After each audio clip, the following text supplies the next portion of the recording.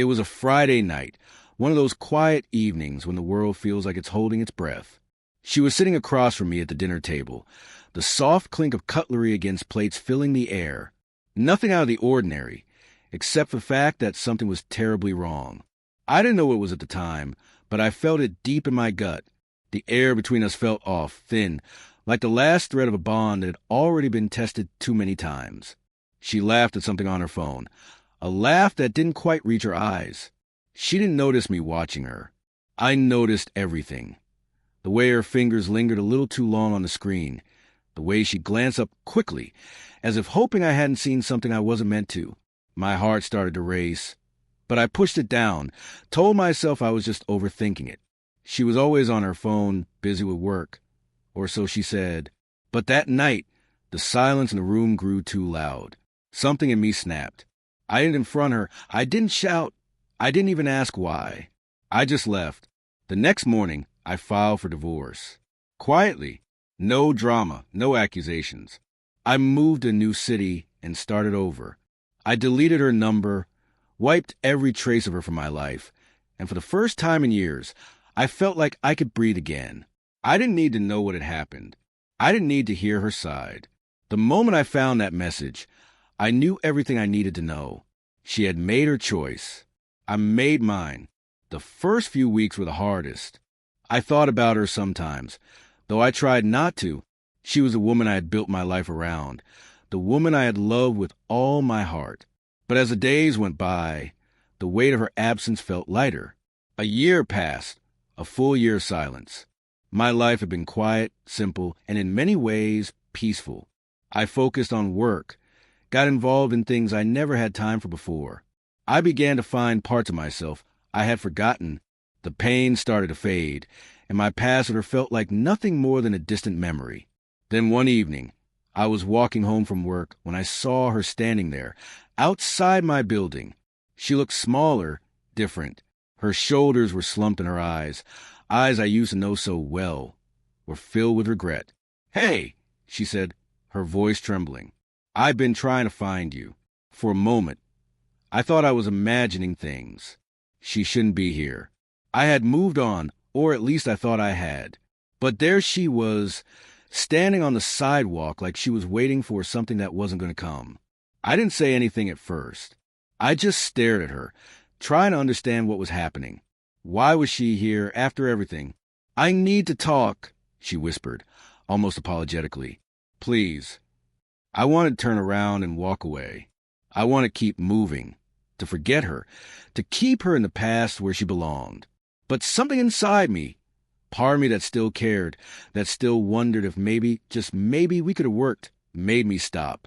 We went to a small cafe down the street, the kind of place I used to take her to when we were still in love, when things were simpler. But this time it felt different. It felt foreign. She looked lost, like a woman who had lived with regret for too long.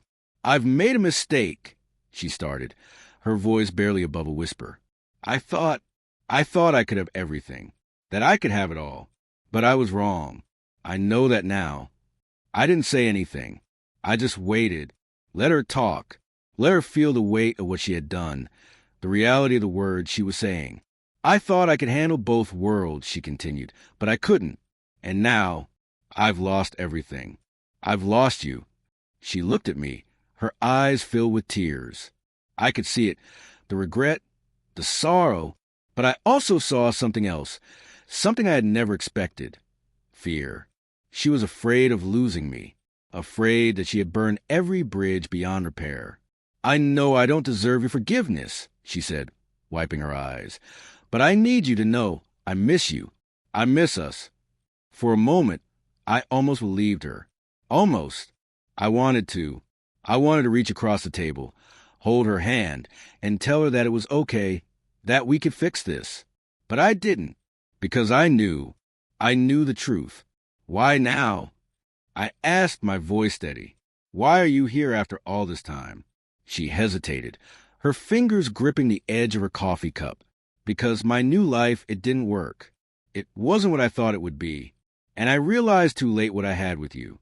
I thought I could find someone else, that I could find happiness somewhere else. But I was wrong." I stared at her, listening to her words, the words I had waited to hear for so long, the words I thought would make everything better. But they didn't. They couldn't. You made your choice, I said quietly. And so did I. She flinched. I know, she whispered. I know. But that was the problem. She knew, but she didn't understand. She didn't understand that there was no going back. No second chances. Not for us. I'm not that person anymore, I said, standing up. I'm not the guy who would let you walk back into my life after everything. Not after the lies. Not after the betrayal. I turned to leave, but she reached out, grabbing my sleeve. Please, she begged. I've changed. I've learned. I looked at her one last time, at the woman I once loved, now standing in front of me, broken. But she wasn't the person I remembered. Not anymore. Take care of yourself, I said, my voice calm. But I'm not your backup plan. I walked out of the cafe, out of her life for good. She hadn't come back because she loved me. She came back because she lost what she thought she had with someone else. And that was the truth I had to accept. She had made her choice a long time ago. Now I had to make mine. As I walked away, I felt a strange sense of peace. A year had passed, and the weight I had carried for so long finally lifted. It wasn't anger that drove me now, it was clarity. She didn't have the power to hurt me anymore. I left that day not because I hated her, but because I had learned to love myself again. And sometimes, that's the only kind of forgiveness you need.